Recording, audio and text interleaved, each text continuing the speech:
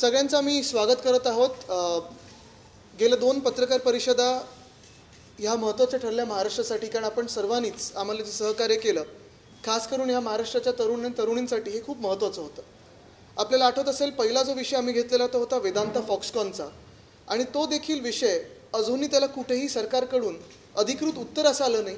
आरोप प्रत्यारोप खूप झाले, महाराष्ट्राचा आवाज उठवल्यानंतर चौकशीची धमकी दिली जाते, पण अजूनही वेदांत फॉक्सकॉन ह्या आपल्या महाराष्ट्राच्या पुणे जिल्ह्यातून पुण्यातून दुसऱ्या राज्यात का गेलं हे अजूनही राज्य सरकारकडून उत्तर कुठेही स्पष्ट आलेलं नाही। दुसऱ्या दिवशी आम्ही दुसरी जी बैठक घेतली ती महत्त्वाची होती। ती देखील जसं वेदांत फॉक्सकॉनचा प्रकल्प होता तसाच बल्क ड्रग पार्क हा एक महत्त्वाचा प्रकल्प होता। त्याच्यासाठी आमच्या मंत्रिमंडळाने त्यावेळी देखील जागा आपण ॲलोकेट केली होती रायगड जिल्ह्यामध्ये, रोह्याच्या जवळ 2,500 कोटीची सबसिडी आपण दिलेली। आणि महत्त्वाची गोष्ट म्हणजे जेव्हा केंद्राकडे आपण अप्लाय केलेलं, आंध्र प्रदेशला मिळालं, हिमाचल प्रदेशला मिळालं, गुजरातला मिळालं, तरी देखील महाराष्ट्राकडे हा बल्क ड्रग पार्क आला नाही। बल्क ड्रग पार्कमध्ये देखील 70,000 ते 80,000 युवकांना नोकऱ्या ह्या मिळू शकल्या असत्या। आपल्याकडे 394 फार्मसी कॉलेजेस आहेत। आपण वॅक्सिन प्रोडक्शनमध्ये देशातले सर्वोत्तम आहोत, सर्वात पुढे आहोत। जे काही क्वालिफाईड बल्क ड्रग्ज असतात, मग त्याच्यात वेगळे जे जसं FDA असेल, FSSAI असेल वगैरे, ह्यांचे जे क्वालिफिकेशन लागतात त्याच्यात जास्तीत जास्त कंपन्या ह्या महाराष्ट्रात आहेत। हे दोन्ही प्रोजेक्ट हातातून निघून गेल्यानंतर एअरबसच्या आता आम्ही मागे लागलो। मला वाटतं आज मुख्यमंत्री महोदय परत एकदा दिल्लीत आहेत। आता ते महाराष्ट्रासाठी गेले आहेत की स्वतःसाठी गेले आहेत हे अजूनही आम्हाला माहिती नाही। कदाचित स्वतःसाठी गेले असतील, हे त्याचा पॅटर्न बघितलं गेल्या अनेक व्हिजिट्समध्ये। काही व्हिजिटच्या जगजाहीर होत्या, हे मला वाटतं जगजाहीर 8वी व्हिजिट असेल आणि लपून छपून 12वी व्हिजिट असेल, त्याच्यात मी काही जाणार नाही आहे। महत्त्वाची गोष्ट ही ऐकू येतं त्याच्यानंतर की आम्ही हे 2 विषय घेतल्यानंतर, विरोधी पक्षांनी हे 2 विषय घेतल्यानंतर ह्या खोके सरकारने जे काही MIDCमध्ये प्रस्ताव आलेले ते एवढे दिवस पेंडिंग स्थगिती होती, ज्याच्यावर रिव्ह्यू होते। मग ते आमच्या ऑरिक सिटीमध्ये असतील, आमच्या मिहानमध्ये असतील, महाराष्ट्रात अनेक वेगळ्या MIDCत असेल, ते सगळे प्रकल्प आता रिव्ह्यू करायला घेतलेले आहेत। आणि असं ऐकू येतं की हे सगळेच हजारो कोटीचे प्रस्ताव जे आहेत, जी इन्व्हेस्टमेंट, जी गुंतवणूक आपल्या महाराष्ट्रात येणार होती, ज्याला स्थगिती दिलेली, त्याला कुठे ना कुठेतरी आता स्थगिती उठवण्याचा विचार सुरू आहे। ह्याच्यावर कुठेही क्लॅरिफिकेशन आलं नाही। ही बातमी मला वाटतं 2-4 चॅनल्सवर ऐकली मी, 2-4 पेपरमध्ये वाचली, पण कुठेही आम्ही ह्याच्यावर स्पष्टीकरण ऐकलेलं नाही आहे। कुठेही लिस्ट किंवा यादी आलेली नाही आहे की किती असे उद्योग होते जे या महाराष्ट्रात आले होते महाविकास आघाडी सरकारच्या काळात। मतानं ह्या लोकांनी स्थगिती दिली खोके सरकारने, आणि ती स्थगिती किती गुंतवणुकीवर उठवलेली आहे किंवा किती उद्योजकांवर किंवा किती उद्योगांवर उठवलेली आहे। कारण महत्त्वाची गोष्ट हीच आहे, एखादी गुंतवणूक येते म्हणजे नुसतं आम्ही गुंतवणूक ह्या दृष्टिकोनातून विचार करत नाही, तर ह्या महाराष्ट्रात रोजगार किती वाढेल ह्याच्यावर विचार करत असतो। एकंदर जर बघितलं तर जसं मी त्या दिवशी देखील बोललो की गुजरात असेल, आंध्र प्रदेश असेल, हिमाचल असेल, कुठेही दुसरीकडे गुंतवणूक जाणं ह्याच्याबद्दल आमच्या मनात दुःख नाही आहे। राज्यात आणि देशात सर्व जिल्ह्यांमध्ये, सर्व राज्यांमध्ये ही गुंतवणूक आली पाहिजे, सगळीकडे विकासाला संधी मिळाली पाहिजे, रोजगाराला संधी मिळाली पाहिजे, आणि हे आमचं नेहमीपासून स्पष्ट मत राहिलेलं आहे। पण एखादी गुंतवणूक जसं वेदांत फॉक्सकॉन होतं, जिथे तळेगावात येणं ठरलेलं होतं, मला वाटतं 1-2 चॅनल्सनी त्या दिवशी दाखवलं देखील की तळेगाव आणि दुसरी जी जागा आहे त्याच्या दोघांच्यामध्ये फरक काय आहे, महाराष्ट्राने जे दिलेली सबसिडी होती आणि आत्ताच्या ह्याच्यात काय फरक आहे हे आपण सर्वांनी बघितलेलं आहे। बल्क ड्रग पार्कबद्दल मी ज्या काही गोष्टी सांगितल्या ते देखील आपण बघितलं, आणि एअरबसचा जो विषय आहे तो आम्हाला मिहान नागपूर इथे आणायचा होता, त्याचा पाठपुरावा आम्ही मागच्या वर्षीपासून करत आहोत, तो देखील स्पष्ट आहे। आज जो विषय घेणार आहे मी तो थोडा ह्याला जोडून पण आहे आणि थोडा ह्याच्या पुढे जाऊन पण आहे। गेल्या 2 आठवड्यात आपण बघितलं असेल, मुख्यमंत्री महोदयांनी MTHL इथे जाऊन पाहणी करून आले, जी आमची थोडी सवय होती प्रत्येक महिन्यात जाऊन पाहणी करायची आणि प्रत्येक आठवड्यात रिव्ह्यू बैठका घ्यायची। मी सतत बोलत होतो की या सरकारचं कामावर लक्ष नाही, तर ते थोडं दाखवायला ते MTHLला जाऊन आले।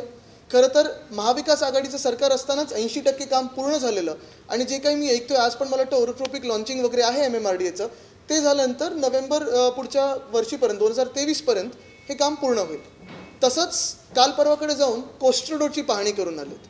मला एक आनंद ह्याच्यात आहे की जे उद्धव साहेबांनी काम सुरू केलेलं साधारण 60% पूर्ण केलेलं काम होतं। आत्ता कुठे ना कुठेतरी कदाचित आमच्यासोबत जे 40 लोक होते ज्यांनी गद्दारी केली त्यांना काम आमचं दिसायला तरी लागलं असेल, आणि मुंबईकरांसाठी असेल, महाराष्ट्रासाठी असेल, जी काही सेवा आम्ही करत होतो आणि करत राहणार ही थोडीफार बघायला तरी मिळाली असेल की काम कसं करायचं असतं। आत्ता मी परवाकडे ऐकलं 63% काम कोस्टल रोडचं झालेलं आहे। खरं तर सरकार आमचं पाडलं तेव्हाच 60% काम झालेलं होतं।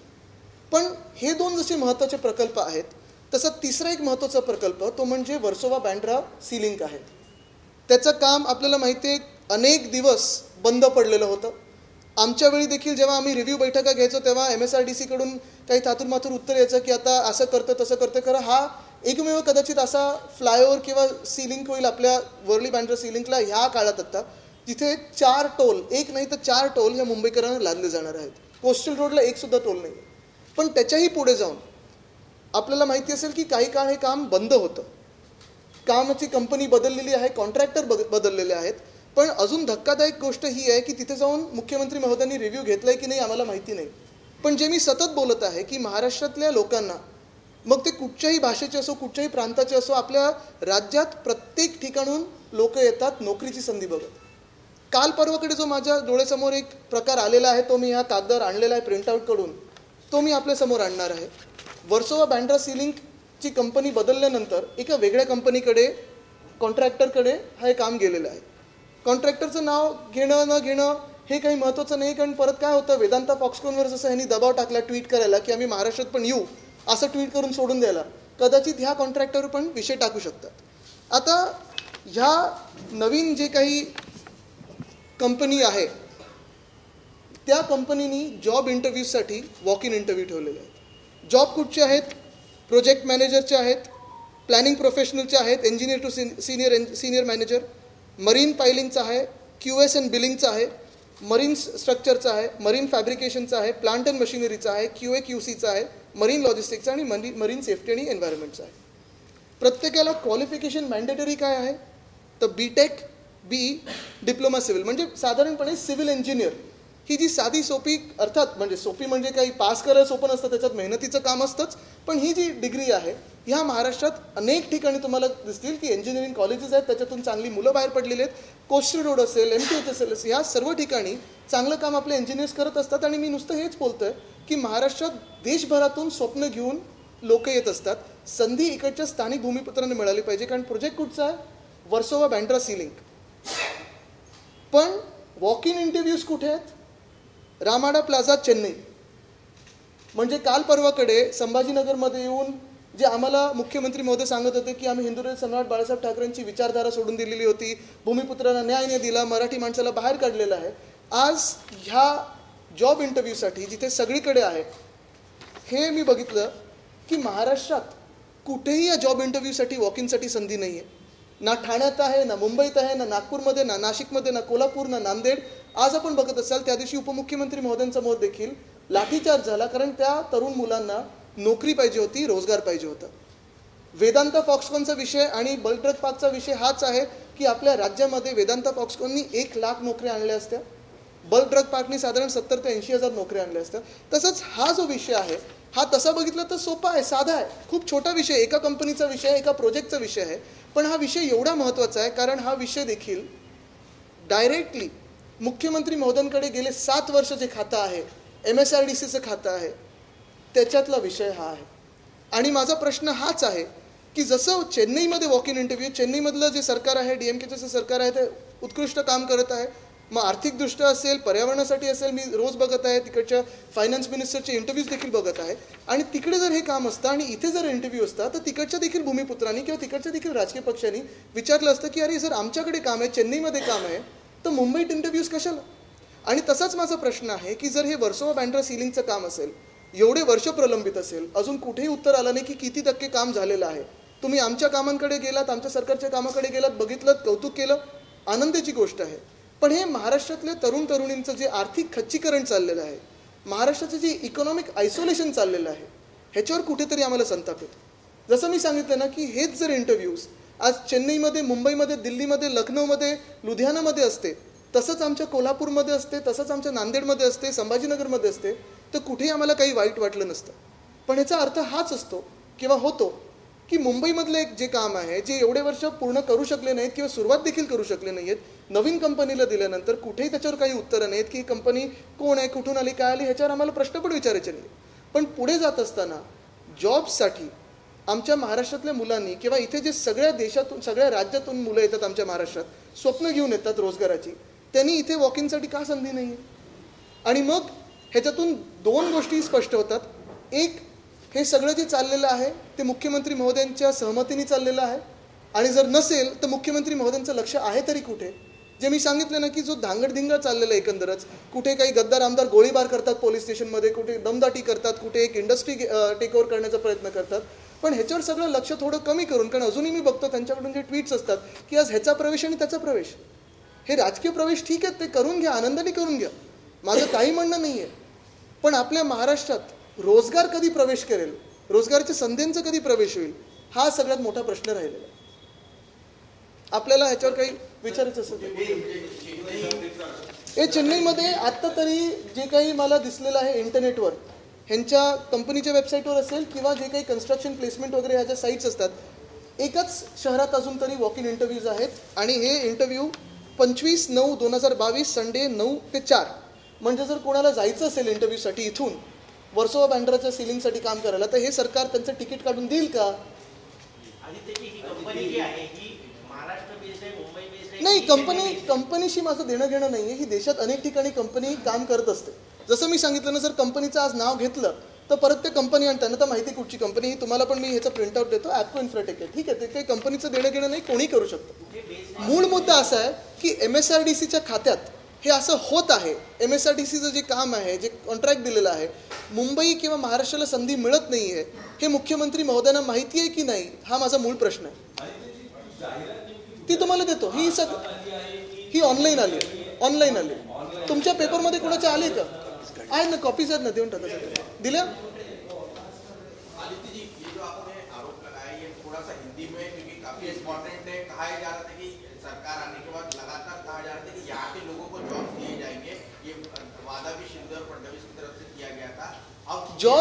जॉब्स शायद मिले हैं, 40 लोगों को मिले हैं, इलीगली मिले हैं.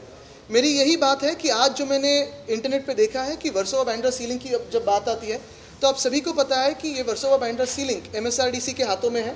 कई सालों से ये काम बंद रह चुका है. अभी जब इस काम को शुरुआत हो रही है तो मैंने कल परसों में ये सारे जो जॉब प्लेसमेंट्स के इंटरव्यूज़ के लिए जो एडवर्टीजमेंट्स आती है उसमें मैंने देखा कि ये जॉब इंटरव्यूज़ सिर्फ और सिर्फ चेन्नई में होने जा रहे हैं, न देश में कई अन्य ठिकानों में हो रहे हैं या न महाराष्ट्र में हो रहे हैं. ये जॉब काफ़ी स्पेसिफिक है, काफ़ी लोकल है, वर्सोवा बांद्रा सीलिंग का जॉब है. और मेरा आक्षेप इसी बात पे है कि मुझे ये दर्द नहीं है कि चेन्नई में हो रहा है. बिल्कुल चेन्नई में हो, लुधियाना में हो, दिल्ली में हो, कहीं पे भी हो, कश्मीर में भी हो, कन्याकुमारी में भी हो, उस पर कोई मेरी आपत्ति नहीं है. आपत्ति इसी बात की है कि अगर ये जो जॉब है पूरा, ये जो कॉन्ट्रैक्ट है, अगर वर्सोवा बांद्रा सीलिंग का है, अगर मुंबई का काम है, तो फिर इस जॉब इंटरव्यू के लिए जो महाराष्ट्र में सारे देश से, हर एक राज्य से लोग सपना लेके आते हैं, और ये यहाँ के भी हमारे जो बच्चे हैं, उनको अगर रोज़गार की संधि ना मिले तो कहाँ मिल जाएगी? अगर आप देखें तो ये जॉब इंटरव्यू सिर्फ और सिर्फ चेन्नई में है. मेरी यही आशा और उम्मीद रहेगी कि मुख्यमंत्री महोदय इस पर स्पष्टीकरण दें कि ये जॉब इंटरव्यूज़ हमारे मुंबई में या थाने में या संभाजी नगर में या फिर सांगली में या नागपुर में क्यों नहीं है, और सिर्फ एक ही जगह ऐसी है जहाँ यहाँ से वहाँ जाने तक दिक्कत हो, ऐसे क्यों है?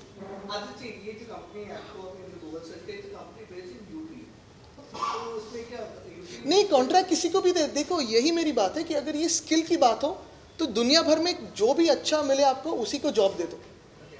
कंपनी जहाँ भी हो दुनिया भर से, सबसे अच्छी कंपनी महाराष्ट्र में काम करना चाहिए, हमारे देश में काम करना चाहिए, ये हमारी भी राय है. लेकिन जो अपॉर्च्युनिटी होती है वो हर एक को समान मिलनी चाहिए. आदित्य जी, उद्योग विभागाचा नियम आहे, GR आहे की 80% नोकऱ्या ज्या आहेत त्या भूमिपुत्रांना दिल्या गेल्या पाहिजे. त्याच्या अंतर्गत हे चुकीचं ठरतंय का? हे खरं तर MSRDC खात्याचं आहे, आणि उद्योग विभागावर मी जास्त तर बोलायचं ठरवलं की बोलायचंच नाही, कारण उद्योग मंत्र्यांना बिचाऱ्यांना माहितीच नसतं त्यांच्या विभागात काय चाललं. आत्ता ती स्थगिती, पहिलं त्यांना त्याच्यावर थोडा अभ्यास करू दे की जे काही हजारो कोटीची स्थगिती जी दिलेली आहे ती गुंतवणूक कधी आमच्या महाराष्ट्रात येणार, त्याच्यावर थोडं ते व्यस्त आहेत, त्याच्यात त्यांना राहू दे. आज दिल्लीलाच वाटतं ते परत.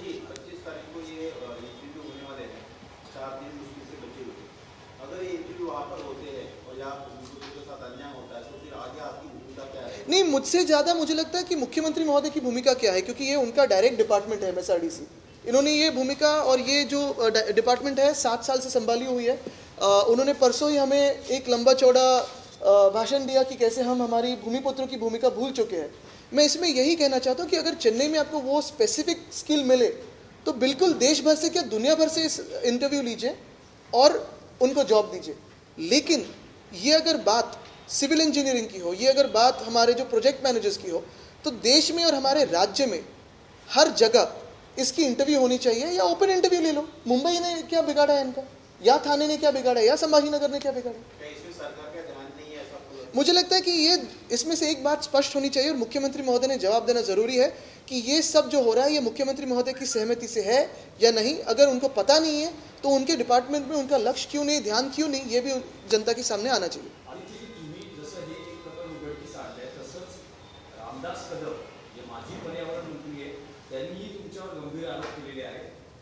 बघा ह्याच्यात फरक असा आहे, हा बिचारा आता हस्तक्षेप म्हणजे माझं खात्यावर माझा अधिकार असतोच हे त्यांना पण माहिती आहे, पण मी त्यांना उत्तर देणार नाही आहे, कारण त्यांचा सगळा फोकस हा आम्हाला बदनाम करण्यात आहे आणि आम्हाला राजकारणातून बाहेर पाडण्यात आहे। ठीक आहे, ते त्यांना जे बोलायचं ते बोलू दे।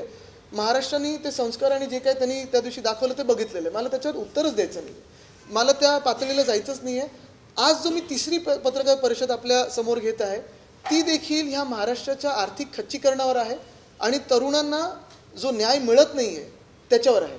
आता झालंय असं की कोणी तरुणांनी प्रश्न विचारला की अरे हा 32 वर्षाचा तरुण आम्हाला काय विचारतो, पण जर रोजगार ह्या महाराष्ट्रात तुम्ही उपलब्ध करून देणार नसाल रोजगाराची संधी तर आम्ही प्रश्न विचारायचे नाहीत का?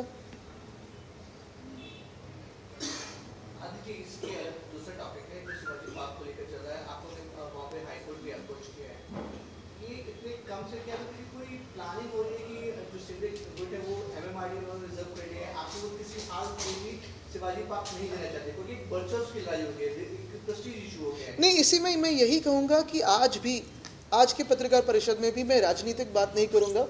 ये तो हम जब शिव संवाद दौरा कर रहे हैं तो उनका जो समाचार है वो हम ले रहे हैं, लेकिन ये विषय भी काफ़ी गंभीर है, काफ़ी अहम है, क्योंकि जैसे मैंने कहा ना कि अगर ये प्रोजेक्ट चेन्नई में होता और कोई वहाँ से ऑब्जेक्शन लेता कि ये सिर्फ मुंबई में क्यों इंटरव्यूज़ लिए जाते हैं तो भी ये बात जायज़ होती, क्योंकि जो भी भूमिपुत्र हो, अगर बात स्किल की हो, दुनिया भर से सबसे अच्छी स्किल लाओ यहाँ, अच्छी काम करो, लेकिन जो संधि है, जो उपलब्धि है कि चलो मुझे भी आज मैं जाके इंटरव्यू दे सकता हूँ और वॉक इन इंटरव्यू है, क्यों ना देश में हर जगह हो, क्यों ना हमारे राज्य में हर जगह हो। मुझे कोई चेन्नई से आपत्ति नहीं है, मुझे ना गुजरात से आपत्ति, ना कोई राज्य से। मैंने जैसे कहा कि हर एक राज्य में, हर एक शहर में, हर एक गाँव में विकास होना चाहिए, रोजगार की संधि उपलब्ध होनी चाहिए, लेकिन अगर ऐसे स्पेसिफिक कामों में सिर्फ एक ही जगह वॉक इन इंटरव्यूज ले रहे हैं तो क्यों ले रहे हैं, उसका क्या कारण है, ये भी जनता के सामने आना जरूरी है। और मेरी यही मांग रहेगी कि चेन्नई के साथ मुंबई हो, थाना हो, पूना हो, नवी मुंबई हो, संभाजीनगर हो, नागपुर हो, नासिक हो, यहाँ भी वॉक इन इंटरव्यूज लिए जाए और जो भी स्किल में क्वालिफाई हो उसकी पब्लिक लिस्ट जारी करे और इनको जॉब्स यहाँ दिया जाए।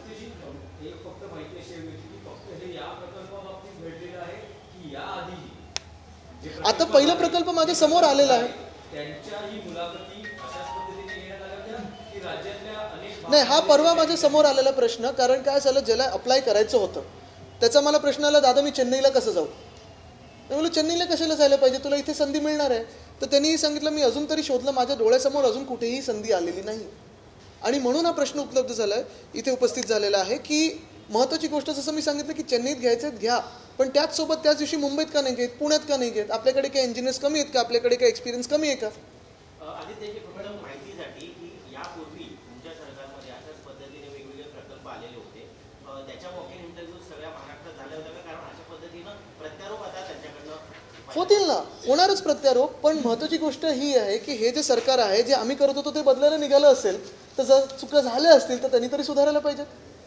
पण महत्त्वाची गोष्ट म्हणजे असं कुठेही झालं असं माझ्या डोळ्यासमोर आलेलं नाही। आपण कायदा केला की 80% भूमिपुत्रांना तिथे स्थान दिलं पाहिजे। दुसरं आपण एक मान्य करून घेतलेलं की जे काही गुंतवणूक आपल्या राज्यात येते त्या गुंतवणुकीसोबत स्किल डेव्हलपमेंट हा देखील विषय खूप महत्त्वाचा होता। मला आठवतं मुख्यमंत्री महोदय जेव्हा उद्धवसाहेब ठाकरे होते तेव्हा सुभाष देसाई साहेब असतील, अजित पवार साहेब असतील, सगळ्यांनी बैठक घेतली की स्किल डेव्हलपमेंटचं देखील सेंटर तिथे आजूबाजूला आलं पाहिजे। आणि महत्त्वाची गोष्ट हीच आहे की आपण बघितलं असेल सिव्हिल इंजिनिअरिंगसाठी महाराष्ट्रात इंटरव्ह्यू का नाही घेतले, हा माझा सोपा प्रश्न आहे। तुम्ही भले दुसरीकडे कुठेही घ्या, मग तुम्ही लंडनमध्ये घ्या, तुम्ही तैवानमध्ये घ्या, कुठेही घ्या, पण जर इकडचं काम आहे तर इकडे का नाही संधी मिळाली आहे, हा मोठा प्रश्न आहे। मग त्यांनी ते जाहीर करायला पाहिजे, त्यांनी जाहीर करायला पाहिजे, कारण आपली मुलं इथून तिकीट काढून बिचारे खर्च करून तिथे जाणार आणि जर त्यांना जॉब नाही मिळाला तर खर्चाची भरपाई कोण करणार? आत्ता असं झालेलं आहे की अनेक आश्वासनावर आपण बघताय हे सरकार कुठेही पुढे येत नाहीये। आज देखील शेतकऱ्यांसाठी मला वाटतं विरोधी पक्ष नेते दानवे साहेब गेलेले राज्यपाल महोदयांकडे, तसंच दहीहंडीचं कालचा पण विषय मला वाटतं एका चॅनलवर आलेला आहे की जे काही दहीहंडीला खेळाचा दर्जा देणार होते, इन्शुरन्स देणार होते, जे काही देणार होते, घोषणा करून झाली आहे पण पुढे काही झालं नाही. वेदांताचं देखील तसंच झालेलं आहे, घोषणा करून झाली पण पुढे काही झालं नाही. दसरा मेळ्यासोबत किंवा कुठच्याही राजकीय विषयावर आज मी परत बोलणार नाही, कारण हे आपण बोलतच असतो. पण आज तुम्ही बघा, आपल्यामुळे आणि तुमच्या सगळ्यांच्या सहकार्यामुळे महाराष्ट्रात आपण पूर्णपणे महत्त्वाचा विषय पुन्हा एकदा बेरोजगारी आणि रोजगार केलेला आहे. कारण नोकर भरतीचा विषय असेल, प्राध्यापक भरतीचा विषय असेल, परवाकडे जो झालेला लाठीचार्ज आहे तो देखील, तरुणांमध्ये विषय अजूनही राजकारण कमी असून महत्त्वाचा विषय हा रोजगार आहे. राजकारणात जी काही घाण आहे ते त्यांनी बघितलेली आहे, पण आज रोजगारचं कुठेही उपलब्ध संधी नाही आहे. आणि जे नैराश्य आपल्या राज्यात येणार आहे, जे आर्थिक खच्चीकरण चालू आहे, ज्याला मी इकॉनॉमिक आयसोलेशन ऑफ महाराष्ट्र बोलतो, ते सुरू झालेलं आहे आज राज्यात.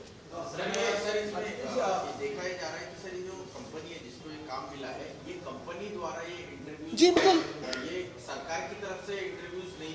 एग्जैक्टली, और सरकार की तरफ ये इंटरव्यूज नहीं है तो भी क्या ये दायित्व बनता नाही आहे, त्यांचा काही अधिकार नाही का सरकारचा? MSRDCच्या खात्यात आहे, मुख्यमंत्री महोदयाचे. आता बघा, जेव्हा काही गुंतवणूक येते ती इंटरव्ह्यू हे प्रायव्हेट कंपनीजच घेतात, पण त्यांना सांगणं की तुम्ही इथे इंटरव्ह्यू घ्या हे सरकारचं काम असतं, मुख्यमंत्री महोदयांचं काम असतं. नाही हो, ही बातमी कुठून पेरली जाते मला माहित नाही, तुम्ही त्या सोर्सेसना सोडून द्या. काय झालेलं आहे की त्यांच्या वाईल्ड लाईफच्या कामात व्यस्त आहेत आणि आमचं वाईल्ड लाईफ वेगळं चालू आहे.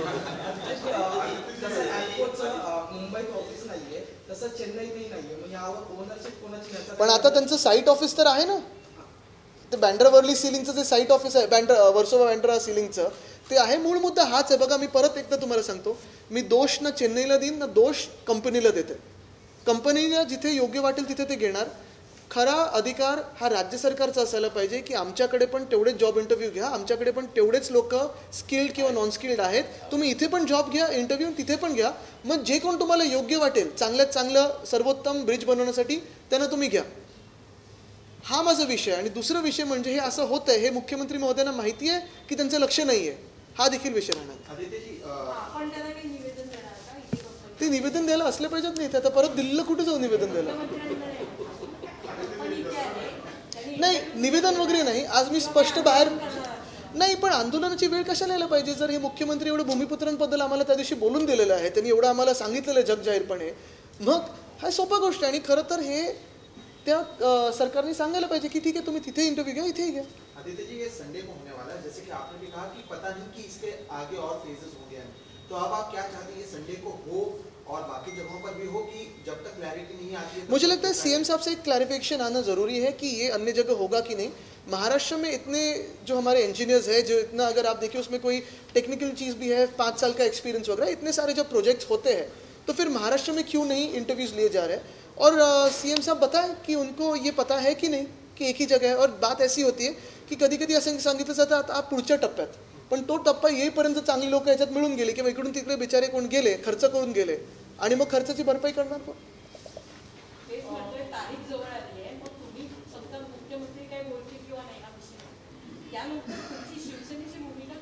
आज आपल्या माध्यमातून मुख्यमंत्री महोदयांना तर सांगितलेलं आहे, आता त्यांना ठरवू दे त्यांच्या अंगात रक्त कोणाचं आहे.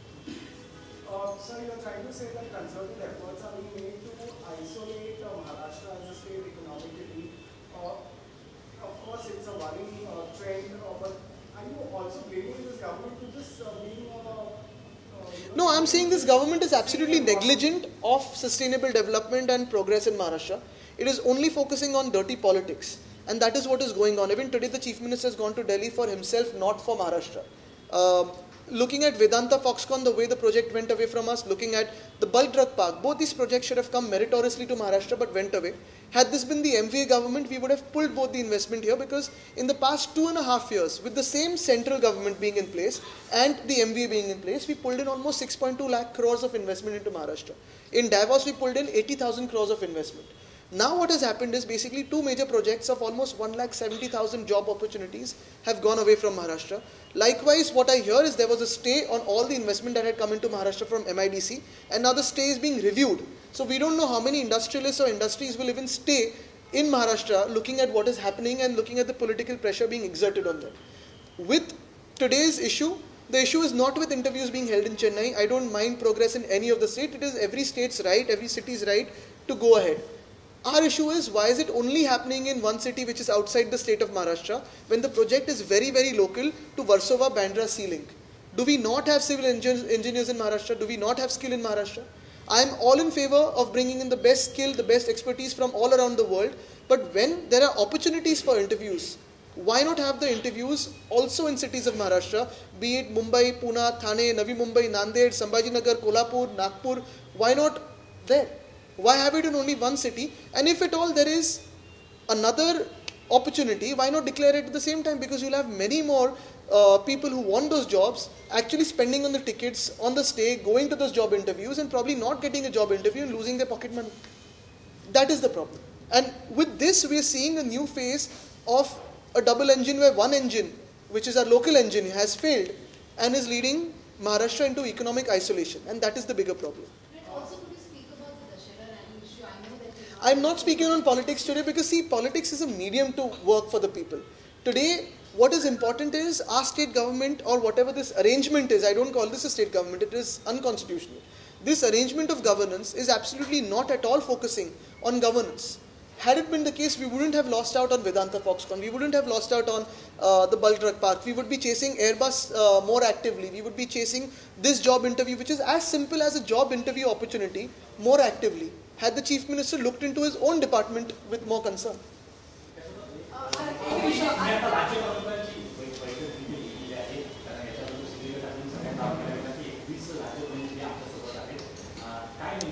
त्यांनी दावा परवा बायडन यांचा पण केलेला आहे, पण काल परवाकडे तिथे ज्यांना बोलवलं गेलं आणि फोटो पण काढले गेले ते आज सगळे इथे आलेले आहेत, ते सगळे तुम्हाला पण सांगतील की कसं बोलवलं जातं आणि फोटो कसे काढले जातात. आपल्या 2 वर्षाच्या कालावधीत अनेक महिलांची चारित्र्यानं परवा दिवशी रामदास कदम यांनी जे बोलले, तुम्ही सुषमा अंधारे प्रेस कॉन्फरन्स घेतली की आम्ही फेल देणार हा शिवसेनेचा बाणा, पण त्यांच्या विरुद्ध काही गुन्हा दाखल व्हावा यासाठी शिवसेना काही करणार नाही. मला वाटतं त्यांनी जे बोललेलं आहे आपण बघितलं असेल, हे कुठच्याच कोणालाच पटलेलं नाही. त्याचा समाचार जो घ्यायचा मी खरं तर तिथे जाणार पण नाही, कारण मला त्या पातळीला जायचंच नाही. मला माझ्यावर संस्कार वेगळे झालेले आहेत. आज मी महाराष्ट्राच्या प्रगतीबद्दल बोलत आहे, कुठेही राजकारणाबद्दल बोलत नाही. ठीक आहे, राजकारण जे घडत असतं आपण बघितलं आहे, घाणेरडं राजकारण आपल्या राज्यात चालू आहे. पण आज देखील शिवसेनेने किंवा आम्ही आज सकाळी शेतकऱ्यांबद्दल आम्ही गव्हर्नर साहेबांना भेटलो, राज्यपाल महोदयांना भेटलो, आज ह्या रोजगारासोबत बोलत आहोत, रोजगाराबद्दल बोलत आहोत. महत्त्वाचा विषय हाच आहे की कोणीही महाराष्ट्रावर लक्ष देऊन नाही आहे आणि आम्ही विरोधी पक्ष म्हणून महाराष्ट्राचा विषय धरलेला आहे. कारण रोजगार, महिला सन्मान असेल किंवा जी काही प्रगती आम्ही महाविकास आघाडी सरकार म्हणून करत होतो ती आज सगळ्याला स्थगिती मिळालेली.